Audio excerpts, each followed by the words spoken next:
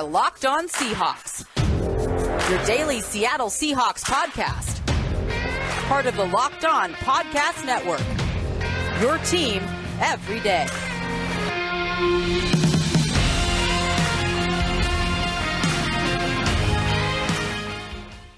Greetings, 12s. This is Corbin Smith, your host for Locked On Seahawks. Joining me as always, my co-host in crime, Rob Rang. Happy Wednesday to all of our listeners. Glad to have you tuning in. We're going to be kicking off our annual free agent primers with one of Seattle's most important players set to hit the market.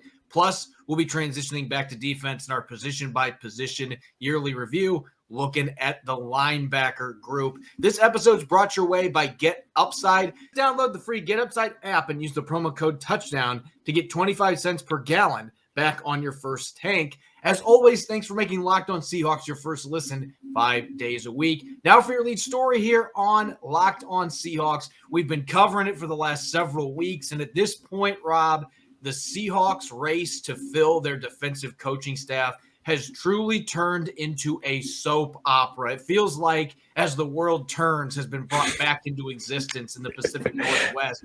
Every day there's a new wrinkle, but today this was one that was out in left field. And I guess this is proof that until the Seahawks themselves officially come out with a statement on social media indicating that a coach has been added to the staff, that you should not believe that that coach has been hired 110%, and that is Ed Donatel, who we had been talking about last week, what his impact might be on this football team, the longtime assistant, 10-year defensive coordinator with 3 different teams.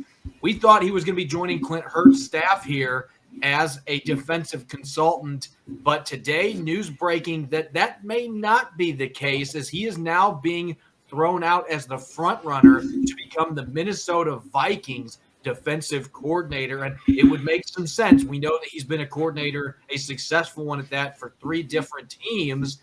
Yeah. The Vikings have an offensive head coach. They just hired a first-time head coach in Kevin O'Connell. And so bringing in an experienced veteran defensive coordinator would make a lot of sense. And Donatel would certainly check off that box. And that would leave the Seahawks without one of their prized defensive assistants that they hope to bring in this offseason.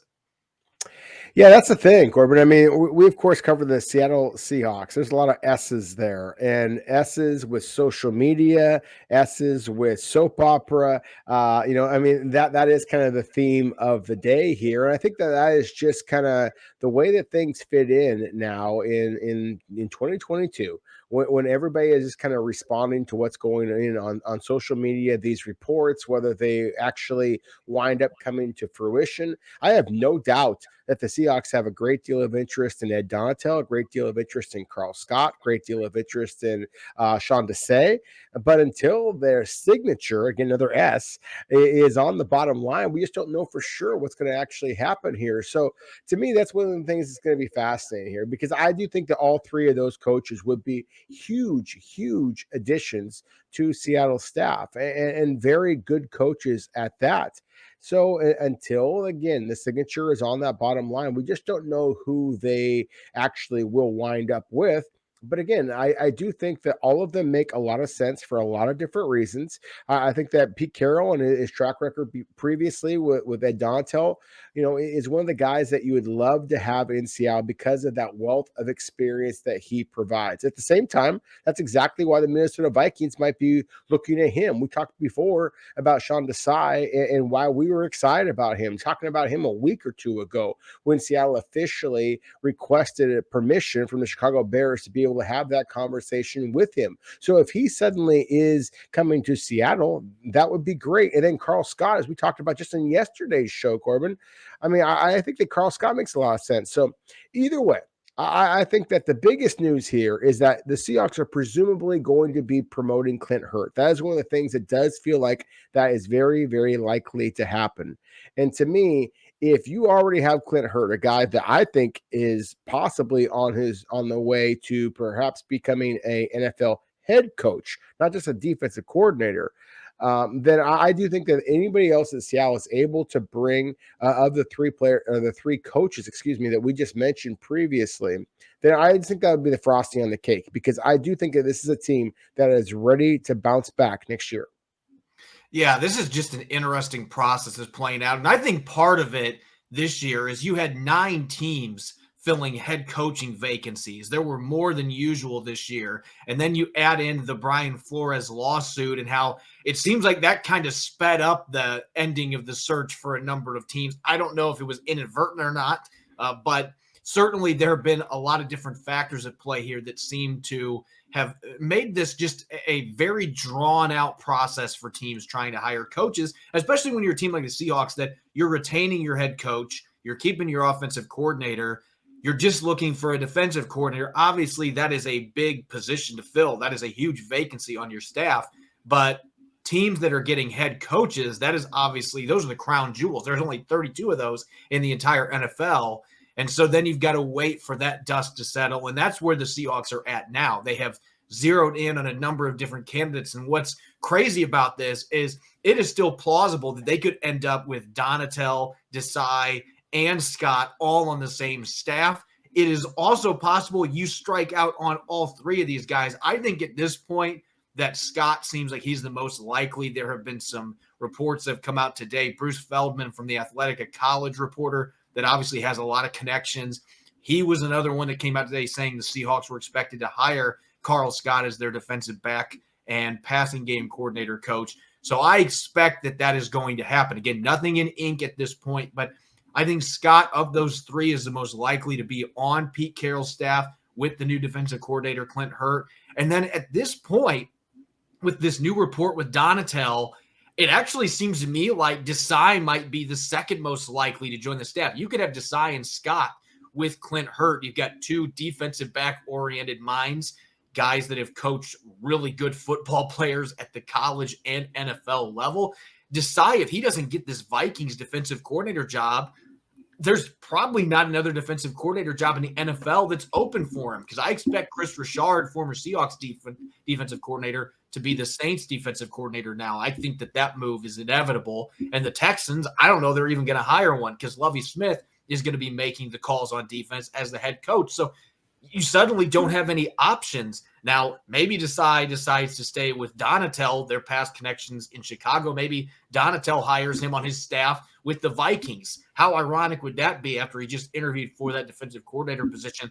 There's just so many moving parts. Like I said, this is a soap opera. Every day we're getting new information on who might be on Seattle's staff and who isn't. At this point, it's anyone's guess which of these 3 coaches are going to be on Seattle's staff in 2022. Yeah, no, that's the thing, is that I've always called this the McDonaldization of our society, that we all want the instant access, immediately. And that is just not how the NFL is going to work. I mean, of course, we are recording today's show the Wednesday before the Super Bowl. And so there's going to be a lot of moving parts after the last game of the 2021-2022 NFL season concludes. And so, yeah, there's going to be some really qualified coaches out there who are hoping to sign that bottom line with the NFL team before that last game of this season concludes. But there's going to be a lot of other good coaches out there who are still around, because there's going to be a lot of teams out there who are still really intrigued by the possibility of bringing in a coach from whoever winds up hoisting the Lombardi Trophy here in just a couple of days. So there are very much still some moving parts. There are going to be some conversations, at the NFL scouting combine here in a couple of weeks from now. And so I don't know that this is necessarily something that the Seattle feels like they have a great deal of, urgency in filling. Because there's so much that's going to happen before the Seattle absolutely has to find whatever their staff is going to be. So again, I think that the biggest move has already been made. It does feel like a basic certainty at this point that Clint Hurt is going to be at least the primary defensive coordinator. Maybe he has a co-defensive coordinator role. Perhaps that's going to be the case. But I do expect at least one of the 3 men that we mentioned before to coming to Seattle. And I think that none of this actually matters as much, because Seattle does have a defensive-minded head coach who, let's be real, is going to be the kind of ultimate chess master anyways. Nobody is going to come in from a defensive standpoint and going to be able to tell Pete Carroll how to run his defense. And so that's ultimately what this comes down to, is that they have to have a coordination of the mind, so to speak, of whoever Seattle brings in. And I just think that we're talking about three incredibly gifted coaches, obviously with a guy like Donatel, one who has a great deal more experience. But at the same time, I'm also very, very intrigued by the upside that is Carl Scott as well as Sean Desai. So to me, it's not one of those conversations that I would say is, can Seattle get one of these guys, and who is the worst of them that Seattle might be able to bring. I think Seattle would be fortunate to get any of these three guys, and they might get all three of them. To me, again, this is a team I believe is prime for a bounce back, and all the more reason why all three of these coaches might wind up signing with Seattle, because they see this as an opportunity to bounce their own careers as well. And I will just finish off saying this for fans that would be upset at Ed Donatel for making this decision. He's at the stage of his career. This might be the last opportunity he has to be a defensive coordinator in the NFL. Pete Carroll's not going to tell him not to take this job. If he hasn't signed the dotted line to join the Seahawks staff, he's going to be telling him, hey, Ed, you and I are close. We're good friends. We've coached for years together. You go take that job. Pete Carroll's not going to be the one to block him from going to the Vikings for a far superior position compared to a defensive consultant. So fans just have to keep that in mind. There's nothing wrong with this decision if this opportunity was presented to him. We're going to get to free agency primers here in a moment. One of Seattle's biggest free agents, Rob and I will be discussing whether or not that player will be back in Seattle in 2022. BetOnline has you covered this season with more props, odds, and lines than ever before as football continues its march through the playoffs right to the big game. BetOnline.net remains the best spot for all of your sports scores, podcasts, and news this season. And it's not just football. BetOnline has up-to-the-minute info on pro and college hoops, NHL, boxing, UFC, along with live real-time updates of current games. Don't wait to take advantage of the new amazing offers available for the 2022 season. BetOnline, where the game starts. You're listening to the Locked On Seahawks podcast, Wednesday edition. I'm your host, Corbin Smith. Joining me as always, my co-host in crime, Rob Rang. Thanks for making Locked On Seahawks your first listen 5 days a week. It's officially Super Bowl week. We're just a few days from the big game. Make sure to check out the Locked On NFL podcast, brought to you by Get Upside. They are dishing out outstanding content all week long leading up to the big game between the Rams and the Bengals. So make sure to download on whatever your preferred podcast platform is. Let's get to free agency. I know it's crazy saying this, Rob, since the Super Bowl still is a few days away. We're not quite done with this season, but free agency starts on March 16th, just a little over a month from now. We only got a handful of weeks, and teams are going to be trying to sign players. Seattle's got 15 unrestricted free agents set to hit the market, several of them being starters. We're going to start with one of the biggest names that is set to hit the market for the Seahawks, and that is safety Quandre Diggs. Earned his second Pro Bowl nod in a row, was a starter, did not get to play in the actual game. Quite frankly, didn't look to me like he missed anything by not playing in that game, but just the opportunity to be able to do that. I mean, he was snubbed for several years in Detroit, his first year in Seattle, gets the opportunity to be a Pro Bowler. And each of the last 2 years, he's not been able to play because of the pandemic and a fractured fibula that he suffered in the season finale. But there's no question about it. He was one of the most valuable players on Seattle's roster this past season. 94 tackles, a team-leading 5 interceptions. He had 5 picks the year before. Rob, he is the only player in the NFL over the last 5 seasons that in each of those 5 seasons has at least 3 interceptions, and his 19 picks during that time, that's the 5th most in the entire NFL. So we've talked about this time and time again. He's one of the most underrated playmakers in the league on defense, one of the best ball hawks out there at the safety position, and he has truly turned center field into a no-fly zone for the Seahawks since they traded for him in 2019. Yeah, no, he absolutely has. He's a really good football player, Corbin. I mean, and kudos to the Seahawks for, pulling him out of Detroit in the first place. I mean, it was a remarkable trade on John Schneider's, on John Schneider's side.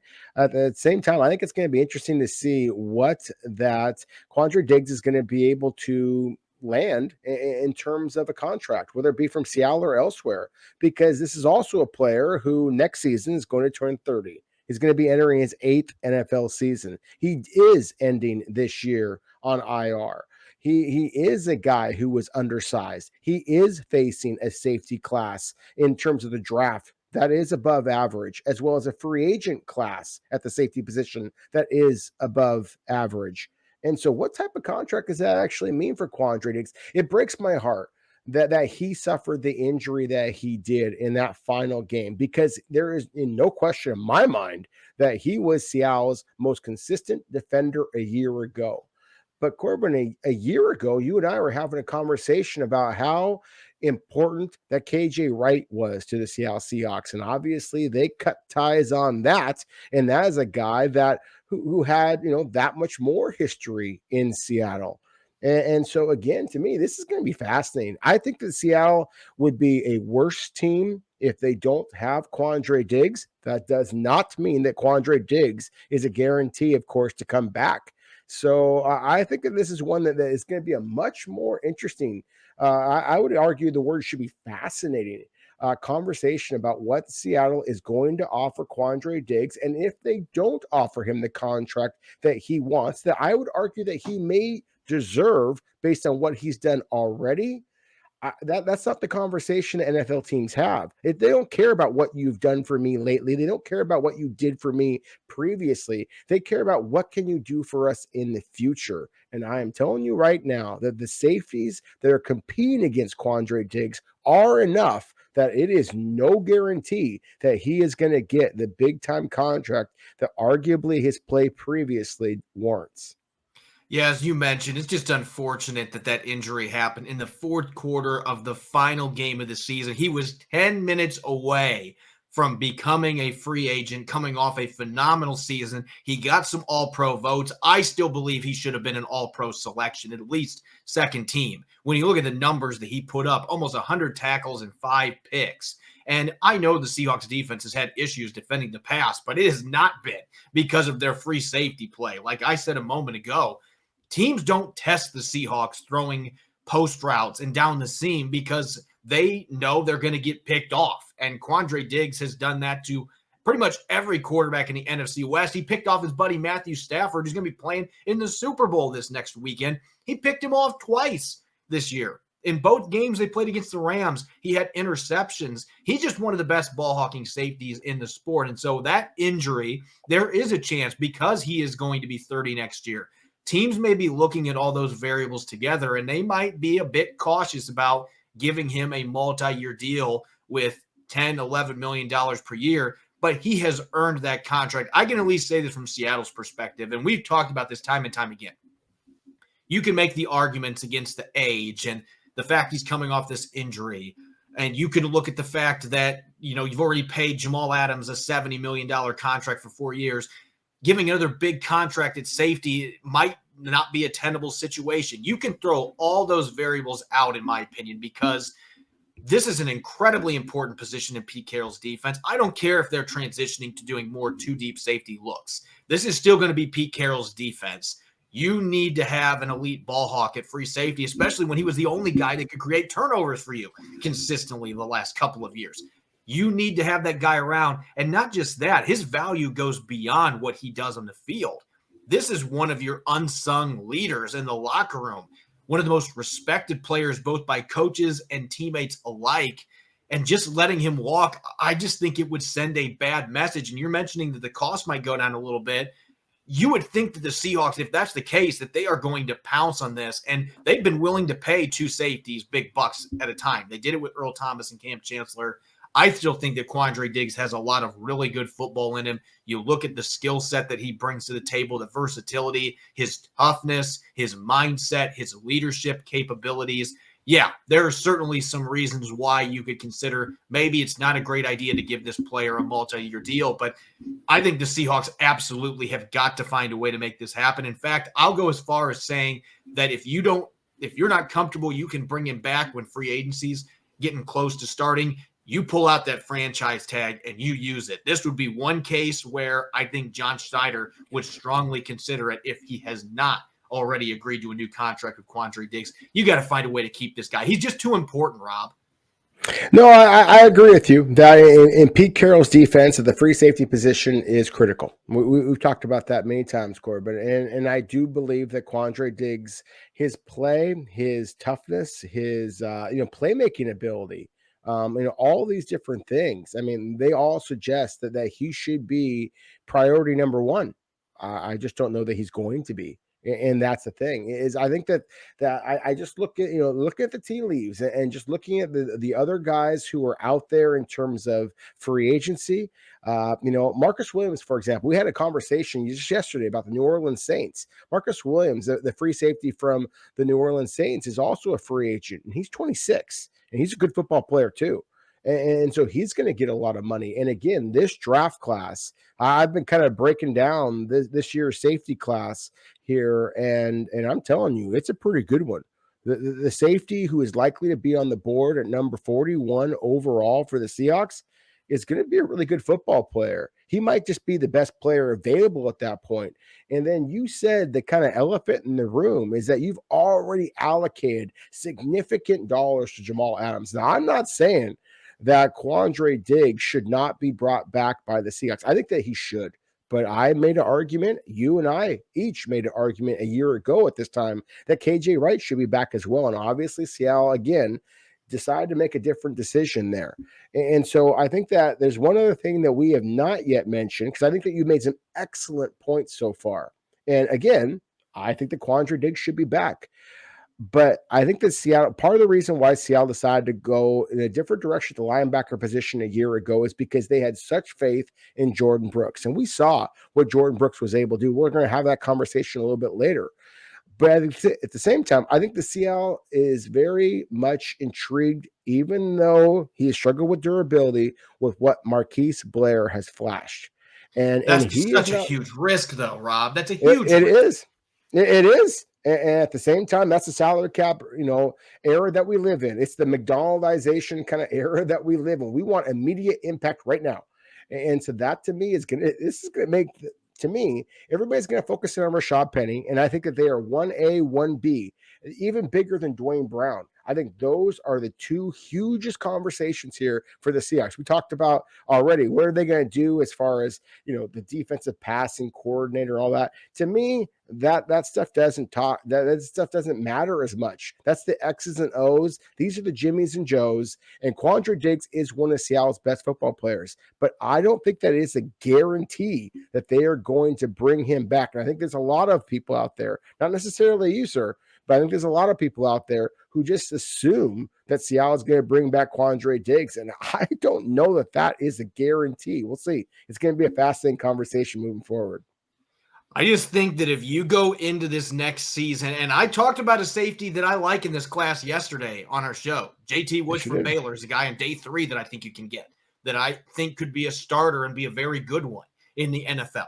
But we know that the draft is a roll of the dice a lot of the time, especially when you're talking about players that are past the top 10. Even the top 10, there are guys that don't pan out. We see it year in, year out.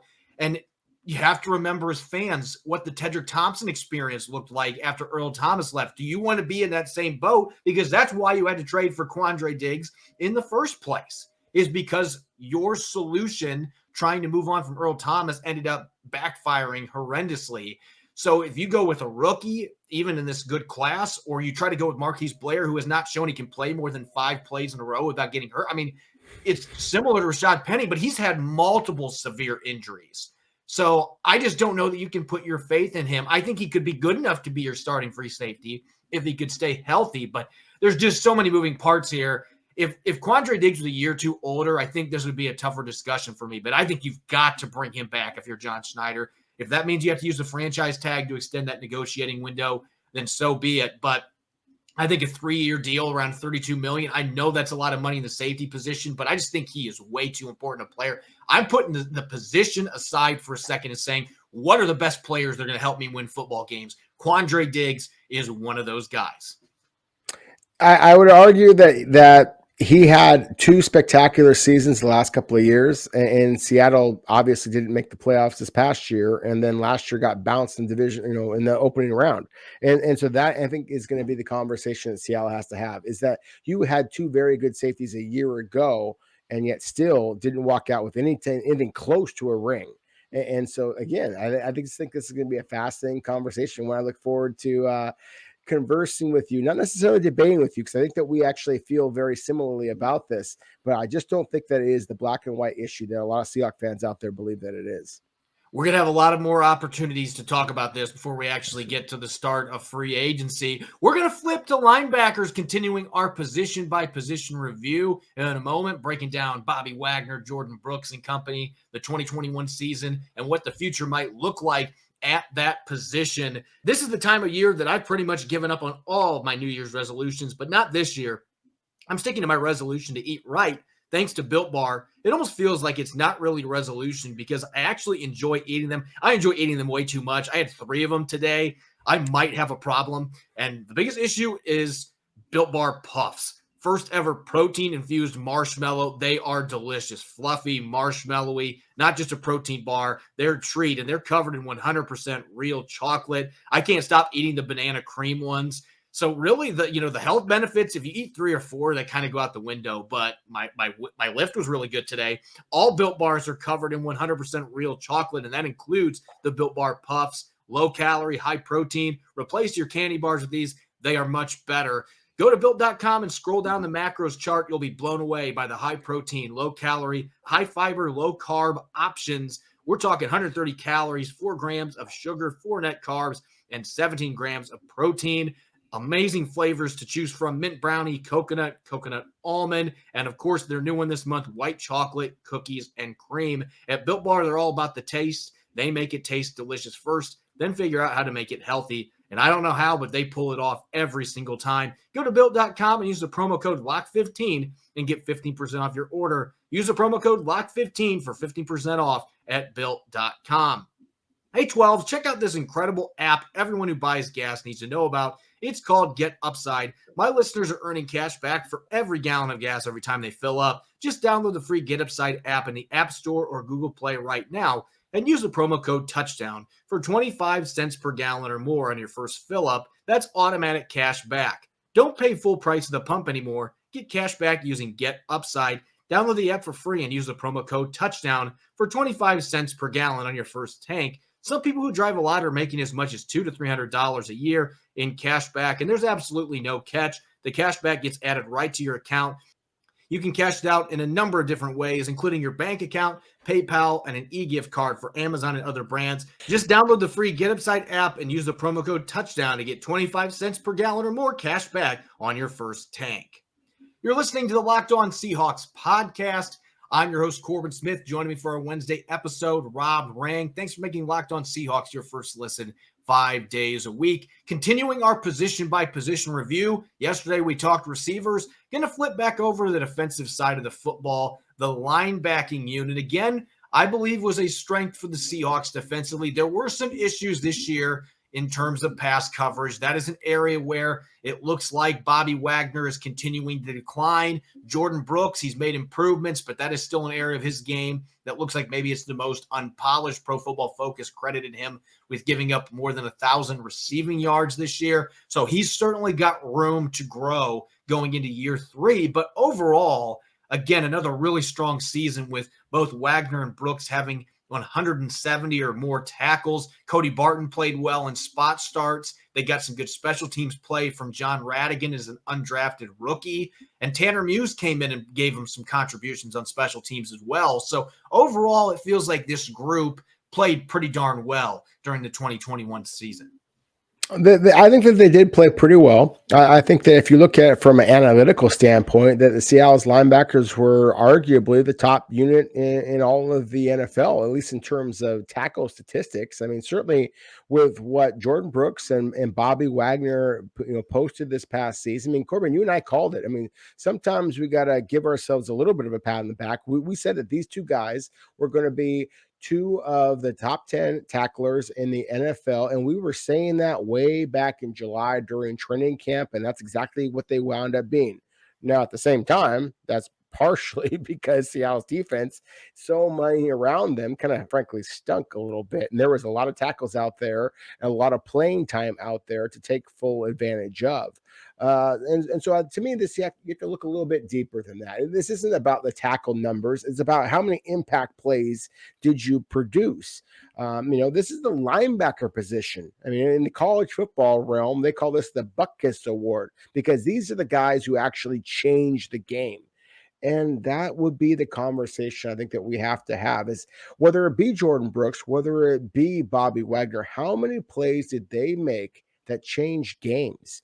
And so to me, this is going to be, again, another fascinating conversation, kind of like we just had before at the free safety position with Quandre Diggs, the pending free agent here. Is that did Bobby Wagner make as many game-changing plays as his salary suggests that he should?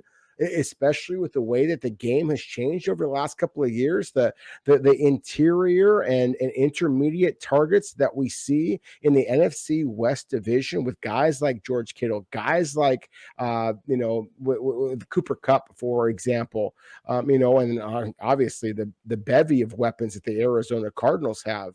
And so to me, this is, again, a very fascinating conversation here because obviously Bobby Wagner is still under contract, as is Jordan Brooks.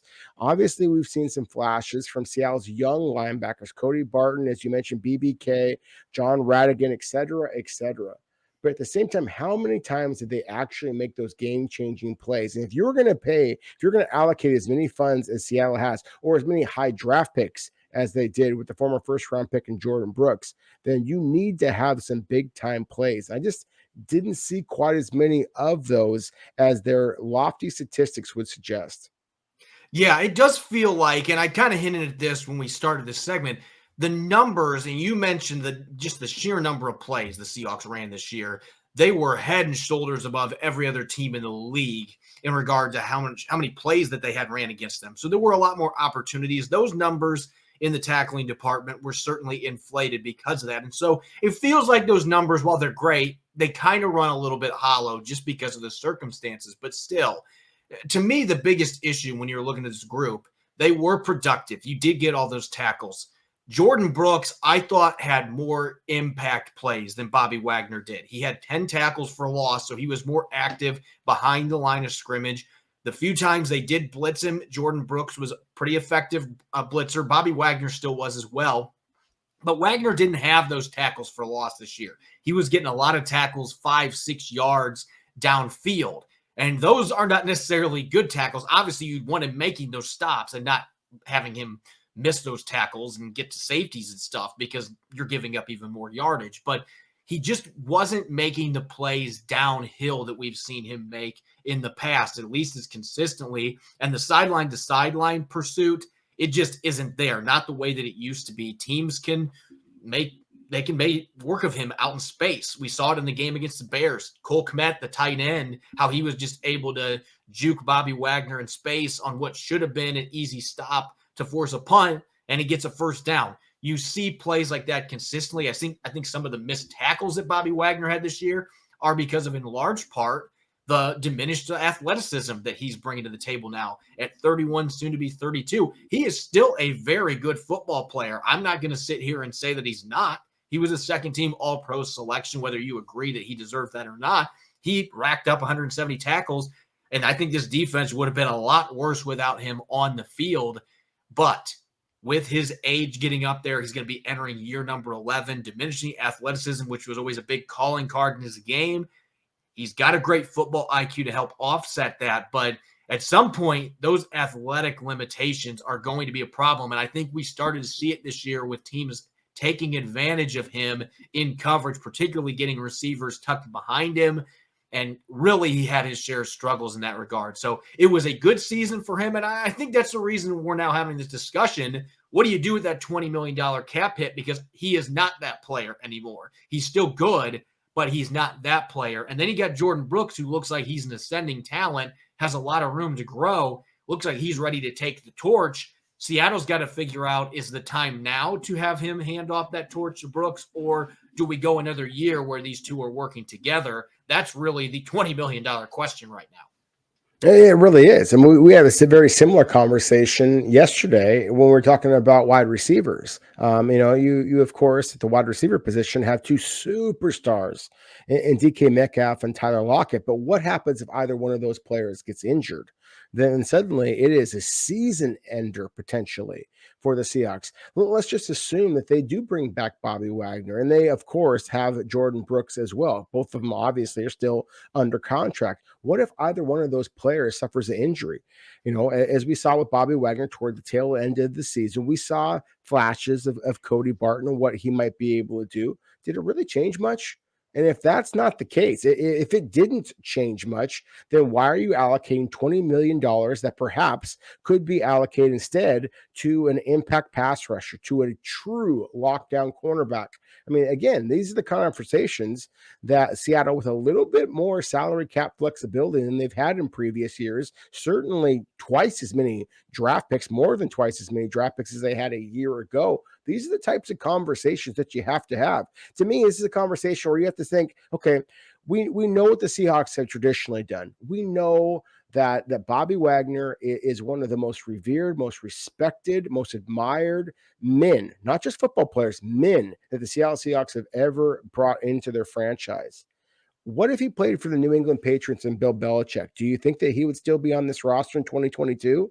And are you looking to win titles, or are you looking to just kind of pad statistics? Are you looking to build with the ring of honor? And that is a conversation the Seahawks have to have with themselves. So very similar conversations we just had a couple of moments ago about Quandre Diggs. Do I want to see number 54 on the field for the Seahawks? Of course. I want to see him retire as a Seahawks. I think that he is one of the great Seahawks of all time.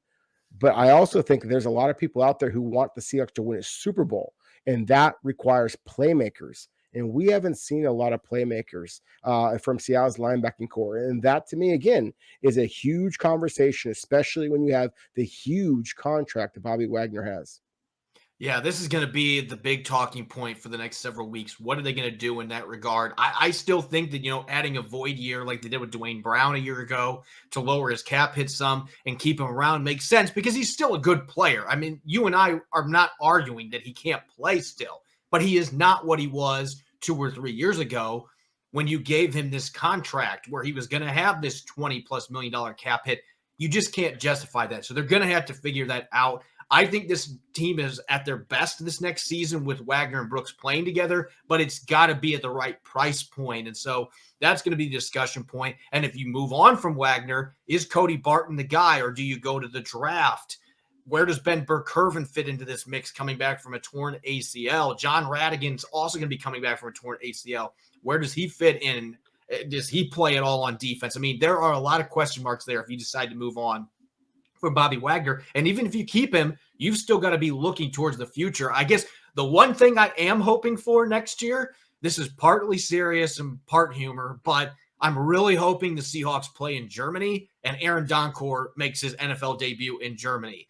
Speaking of another linebacker that's going to be potentially back on the roster next season. But nonetheless, this is a group that, we'll see. I would predict right now that number 54 is still on the roster, but I do think there's going to be something done with that contract, whether that is adding an extra season, doing some type of a non-common restructure.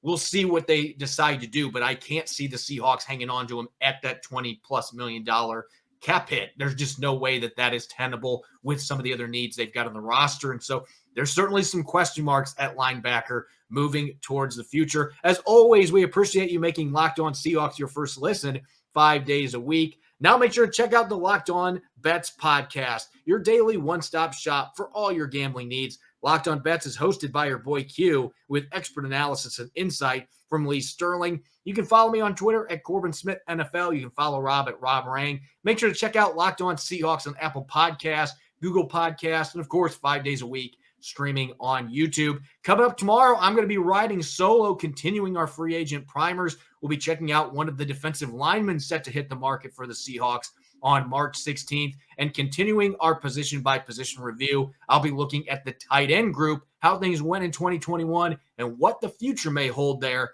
at the tight end position. As always, thanks for listening. Enjoy the rest of your Wednesday. Go Hawks.